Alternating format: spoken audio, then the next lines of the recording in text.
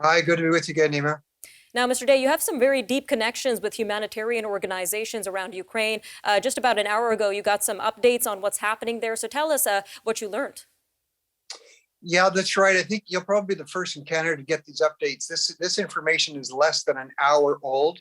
The organizations have a broad network of humanitarian efforts. I have been to Ukraine, of course, on trade missions, but also working with these humanitarian groups.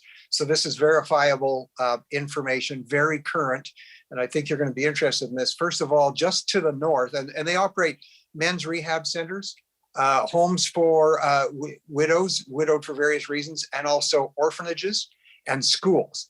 Right to the north, a gentleman had called in. He's from one of these centers, a director, and he drove up to the border to Poland to take his kids there and his wife there. He said they waited 44 hours in line just to get to the border, to get their families across the border. He is, of course, he's in the age group. He's under 60. He has to go back.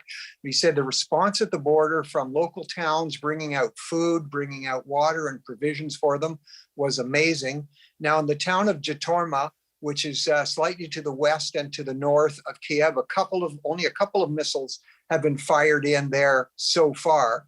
But more concerning is 1 hour north and again to the west of Kiev, in a place called Koristan.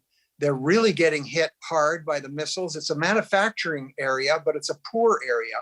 And so citizens have been going out. The only way they're defending themselves, have been putting cement blocks out on the road to try and stop the anticipated attacks and armored tanks and armored vehicles that will be coming in. 3 hours north of Kiev, they've got two centers there, and this would be a bit towards Belarus. Again, another manufacturing. It seems to be these manufacturing areas that are getting hit hard. In Lviv, which you've been talking about, it's west, again, close to the Polish border. It's still quiet. There's a couple of missiles that have come into that particular area. But here's the one I think you're going to find, and your viewers will find interesting.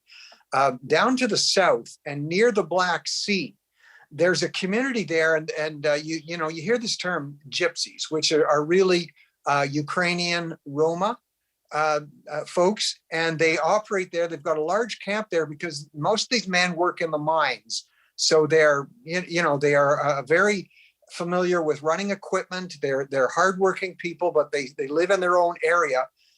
While they observed the Russians in a camp close to where the mine was, when the Russians had left and gone into their own camp and left their tanks, they actually got across into that area. These guys who know how to work heavy equipment, they stole 3 of the Russian tanks and brought them back to their area. There was quite a lot of celebration. But here's the other, I find this the most interesting, Nima. Russian soldiers who are being captured there, and some of these folks captured them, were told when they started this, they were told by Putin and his commanders that they were just going to do some military exercises. They did not know that they were in an attack mode. And when they've been taken prisoner, Russians have already been taken prisoner. They are crying. They are saying, we were not told what we were doing. They're allowed to phone home to Russia, and their wives and their mothers and others that they're talking to are saying, what are you doing? Don't you know you're killing Ukrainians? This is terrible. You have to come home. So it's what we thought was, people are wondering, are the Ukrainian military going to cave? Well, they stand up. The Ukrainian military is standing up. The captured Russian soldiers are completely, they're weeping.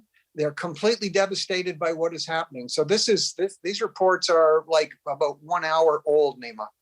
Wow, Mr. Day, definitely have to keep an eye on these developing situations in Ukraine, especially with these Russian soldiers, sir. Thank you again for your insight and connections within that region. Happy to do it. Thank you, sir. We'll see you next time on Forum Daily. All right.